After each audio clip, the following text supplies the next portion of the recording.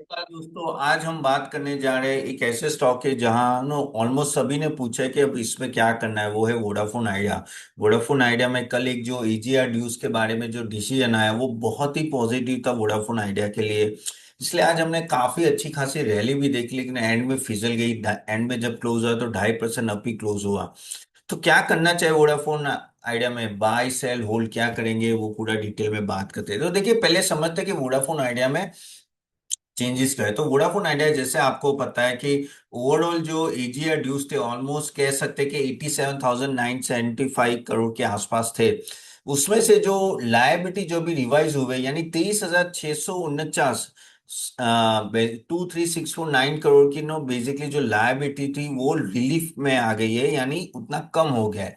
तो अभी 64,000 करोड़ के आसपास है, तो रिडक्शन अमाउंट कुछ 27% है। लेकिन यहाँ ट्विस्ट ये है कि ये जो लायबिलिटी है एक्चुअली होगा 2036 से चालू होगी, यानी तब तक ज्यादा पेमेंट नहीं है, कुछ 100 करोड़ के आसपास नेक्स्ट 5 साल तक, यानी 31 तक 100 करोड़ का, 124 करोड़ का पेमेंट है, और 31 से 36 तक 100 करोड़ का पेमेंट है, यानी बहुत ही कम पेमेंट है। सो मेन चालू होता है फाइनेंशियल ईयर 36 से फाइनेंशियल ईयर 41 तक, और उसमें होगा कुछ 10,600 करोड़ रुपए, यानी रिलीफ तो बहुत बड़ी है। प्लस अगर आप प्रेजेंट वैल्यू देखें तो बहुत ही कम हो जाता है, यानी ये जो 64,000 करोड़ की जो हम लोग बात करें वो कुछ 25,000 करोड़ के आसपास या 26,000 करोड़ के आसपास आके जाते हैं, जब अगर आप प्रेजेंट वैल्यू पे लाते हैं तो, क्योंकि इन्फ्लेशन भी गिनना पड़ता है, तो वो कहते हैं नेट प्रेजेंट वैल्यू। तो रिलीफ तो बड़ी थी, लेकिन हमने उस तरह की तेजी नहीं देखी वोडाफोन आइडिया में जैसे दिखनी भी चाहिए।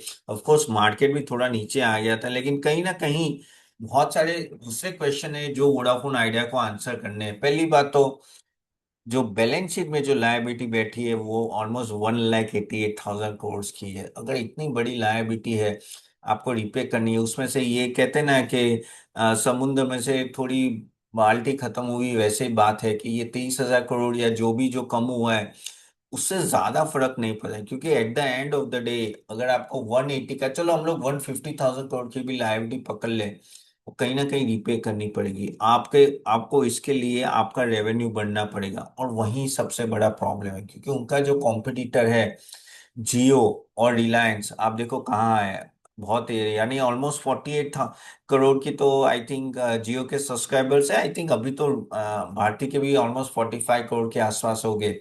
जबकि वोडाफोन आइडिया के 19 करोड़ के आसपास, 18-19 करोड़ के आसपास एक समय था। 2000 में को 6-7 की मैं बात करूं, नहीं 16-17 की बात करूं, सॉरी 2016-17 में वोडाफोन आइडिया के 42,000 करोड़ सब्सक्राइबर थे और जियो के जीरो थे। आज जियो के 48 करोड़ के हो गए, और इसका देखो कितना कम हो गया। तो आप देखिए कि ये पूरा पलट गया है, क्योंकि उस तरह से of course market share maintain नहीं कर पाया Vodafone idea over the time. और ये जो ड्यूज बढ़ते गए, अभी प्रॉब्लम ये है कि ये रीपे कौन करेगा, ये इसमें वही तो सबसे बड़ी दिक्कत है, क्योंकि गवर्नमेंट ने तो हाथ ऊपर कर दिए कि भाई हम ये नहीं करेंगे। अच्छा, बाय द वे, आगे जाने से पहले एक बात बता दो कि कल हमने हमारे स्मॉल केस में एक रीबैलेंसिंग किया है, तो प्लीज कृपया जाके नो रीबैलेंस का मेल आ गया होगा, आप प्लीज जाके देख लीजिएगा, क्योंकि वो बहुत ही इंपॉर्टेंट मेल है। और जो अकॉर्डिंगली रीबैलेंस है जरूर कर दीजिएगा। और अगर आप हमारे स्मॉल केस के बारे में जानना चाहते हो तो लिंक मैंने नीचे दी गई है, उसके क्लिक करके आप हमारे स्मॉल केस दे सकते हैं। बहुत अच्छा रिटर्न है, और ऑलमोस्ट 400 रुपीज प्लस जीएसटी से स्टार्ट होते हैं पर मंथ। चलो वापस आते हैं वोडाफोन आइडिया। तो वोडाफोन आइडिया में अगर देखें तो, क्योंकि अभी सब्सक्राइबर बेस इतना कम हो गया है, और वो उनका आरपू के 180 के आसपास है, जबकि आरपू अगर आप देखें जियो का 210 के ऊपर है, इवन भारती का तो 260 के अबाव है। तो आप देखो कि अच्छा खासा आरपू में भी डिफरेंस है। तो आगे जाके क्या वो आरपू क्या होता है, एवरेज रेवेन्यू पर यूजर, तो क्या वो चेंज कर पाएंगे? वो बहुत ही इंपॉर्टेंट है, क्योंकि अगर वो चेंज नहीं कर पाए आरपू और बढ़ाए ही तो कहाँ से लायबिलिटी पे करेंगे, और वही सबसे बड़ी दिक्कत है। क्योंकि अभी अगर आप देखें तो रीपेमेंट भी आगे तो आने वाला है ना, करेक्ट। और बेसिकली ये जो डेट है उसका भी फंडिंग करना पड़ेगा, सर्वाइवल रिस्क अच्छा खासा है, क्योंकि इनका जो इबिटा लॉस है, अगर मैं बात करूं कि इबिटा लॉस ही कितना है, तो मैं अगर यहाँ देखता हूँ तो इनका इबिटा लॉस ही ऑलमोस्ट आप देखिए तो 24,000 करोड़ का इबिटा लॉस है।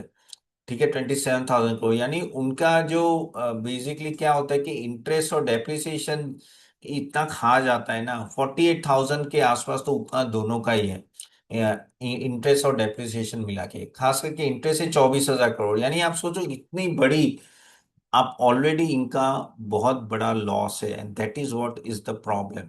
और यही मैसिव प्रॉब्लम की वजह से ही वोडाफोन आइडिया आगे नहीं जा पा रही है।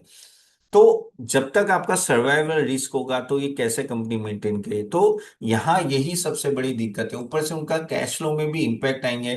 लेकिन एक चीज हो गई कि जो ये सब चीजों की वजह से एक चीज तो तय है कि इनका कह सकते हैं कि सर्वाइवल रिस्क चला गया है। ओके, सर्वाइवल रिस्क चला गया, और वही सबसे इंपॉर्टेंट। अच्छा भाई, देखो यहाँ से मेरी मिस्टेक हो गई। I think operating profit 18,000 crore का है, और जो प्रॉफिट बिफोर टैक्स है 27,000 करोड़ लॉस है। ओके, तो जो सबसे बड़ा इनका जो सर्वाइवल रिस्क था वो चला गया। वो एक अच्छी बात है कि गवर्नमेंट चाहती है कि ये कंपनी सर्वाइव करे, इसको इसलिए जिंदा रख रही है। लेकिन कब तक सर्वाइव करेगी हमें पता नहीं है। वेंटिलेटर पे है, यानी कहते हैं ना कहीं वेंटिलेटर से बाहर लाने की चांसेस, लेकिन क्या वो चल पाएगी, वो दौड़ पाएगी, वो सबसे बड़ा क्वेश्चन मार्क है। और रीपेमेंट किस तरह से होगा, कंपटीशन इतनी स्ट्रांग है, और जो 5G स्पेक्ट्रम के जो बड़े बड़े कैपेक्स है, वो बहुत बड़े बड़े कैपेक्स होते हैं ना, 1 लाख करोड़, 2 लाख करोड़, इतना जियो ने, रिलायंस ने, उतना सबने इन्वेस्टमेंट किया है। तो क्या उस तरह का वो इन्वेस्टमेंट कर पाएंगे, और कर रहे भी सही तो कहाँ से लोन आएगी। अब बोलेंगे, सब लोग बोलेंगे अरे बैंक्स लोन दे देगा ना, क्योंकि एजिया ड्यूज कम हो गए, लेकिन बैंक्स एक लेवल तक देगा, जबकि कैपेक्स रिक्वायरमेंट बहुत ही बड़ी है। And that is a bigger problem. Competition बहुत स्ट्रांग है और कैपेक्स में प्रॉब्लम है, तो ये एक बड़ा दिक्कत है कि कब तक फंडिंग भी मिलेगी, और कब क्या वो रेवेन्यू पे कर पाएगा, सॉरी डेट पे कर पाएगा नहीं, वो सबसे बड़ा क्वेश्चन मार्क है। और यहाँ से आप सालों से हम लोग देख रहे हैं कि भाई वोडाफोन आइडिया पे सब बैठ करते ये तो बड़ा मल्टीबैगर होगा, मल्टीबैगर। लेकिन देखो, मैं तो, आप अगर मुझे फॉलो करते हो कितने टाइम से, अगर आप यूट्यूब में, मैं हमेशा बोलता हूँ कि वोडाफोन आइडिया से ऐसे स्टॉक में आपको इन्वेस्ट ही नहीं करना चाहिए। कितने सारे थीम्स हैं और कितने सारे स्टॉक से जाके आप हमारे स्मॉल केस में फॉलो कर लीजिए तो भी इनफ है आपके लिए। क्योंकि एट द एंड आपको फंडामेंटली स्ट्रॉन्ग कंपनीज के बारे में ही, सॉरी, उसमें ही इन्वेस्ट करना चाहिए। अगर इनका स्पेक्ट्रम का पेमेंट भी देखूं तो 2027 में 7,000 करोड़ का स्पेक्ट्रम का पेमेंट आने वाला है, 28 में 15,000 करोड़, 29 में 28,000 करोड़। यानी आप सोचो कितना बड़ा स्पेक्ट्रम का भी पेमेंट आने वाला है। और वही है ना कि जियो इन लोगों के सामने टिकना बहुत ही डिफिकल्ट है, बहुत ही डिफिकल्ट है। तो अगर, अब आप बोलेंगे कैसे सर्वाइवर कर सकते हैं, किस तरह से कर सकते हो, पहले तो एजीआर ड्यूज का जो कट हुआ है तो वो एक चलो फर्स्ट स्टेप है। पेमेंट का जो डिफरल हुआ है वो कैश फ्लो को ठीक ठाक करेगा, लेकिन प्रॉपर सेल्स होगा तो ही होगा। और गवर्नमेंट का सपोर्ट चाहिए चाहिए चाहिए, नहीं तो आगे जाके कहीं ना कहीं वो वापिस प्रॉब्लम आएगी, अगर उनका कहते हैं ना रेवेन्यू बढ़ता नहीं है। और फिर उनको बैंक की फंडिंग सही मिलनी चाहिए, आरपू में अच्छा खासा इंप्रूवमेंट आ जाए, 15-20% का मिनिमम, 200 रुपए के ऊपर आरपू ले जाना पड़ेगा।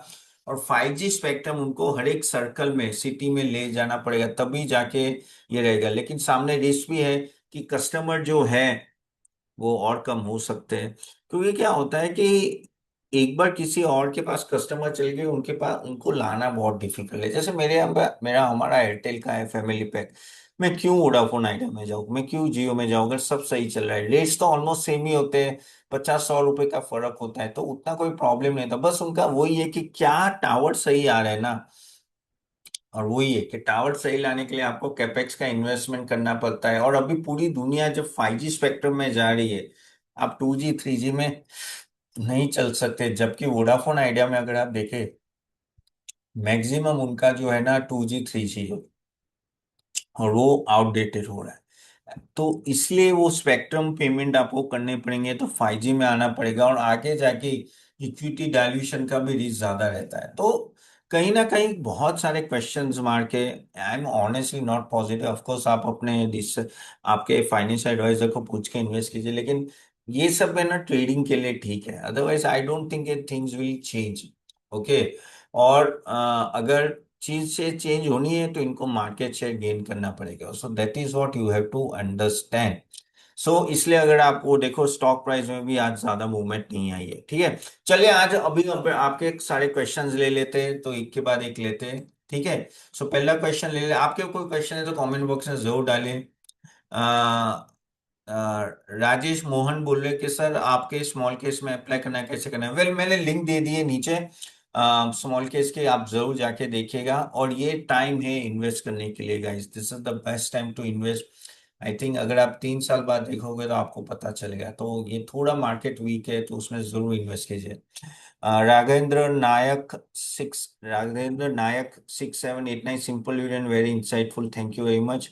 Singh Bakshi sir, RI power के कब लेना चाहिए, क्या वो होल्ड कर सकते हुए? आरआई पावर रिलायंस, नहीं सॉरी, आरआई पावर इलेक्ट्रॉनिक्स की बात कर रहे हो, ओके। देखिए आरआई पावर इलेक्ट्रॉनिक्स अच्छा खासा वो नीचे आ गया। ऑफकोर्स ये माइक्रो कैप स्टॉक है तो थोड़ा आप ध्यान से दीजिए। ऊपर से ये ना यही बेसिकली पावर मॉड्यूल्स और वो सब बनाते हैं ट्रेडिशनल, यहाँ कंपटीशन बहुत है यार। बहुत ही ज्यादा कंपटीशन है, और इसका कहते हैं ना प्रॉफिटेबिलिटी भी ठीक ठाक है। लेकिन जो स्टॉक का वैल्यूएशन अगर आप देखो बहुत महंगा है, 150 से ज्यादा का पी है। थोड़ा वेट कर लो, अभी होल्ड करो, आई थिंक धीरे धीरे ठीक होना चाहिए। Bholenath 09, you do not apply that is wait, अरे ऐसा कुछ नहीं है भाई। लेकिन क्या होता है कभी ना कभी चीजें ना काफी हद तक इतने सारे मैसेज आए तो कुछ ना कुछ रह जाता है। 1 मिनट मैं शॉर्ट बाउंड न्यू कर देता हूँ, न्यूज कर देता हूँ 1 मिनट, ठीक है। चलिए। Nasiruddin Budiya 5018, I have 500 Angel One stock. Well अभी तो होल्ड कीजिए एंजल वन को। आई थिंक मैंने कल ही आपको कैपिटल मार्केट के बारे में एक पूरा वीडियो था, तो जरूर आप जाके देख सकते हो। मुद्रा के जैन 2717, कैपिटल मार्केट में पैसा लगाओ, ज्यादा दिमाग नहीं लगाओ, सही है, अच्छा है, अच्छा है, उसमें कोई डाउट नहीं है, ठीक है।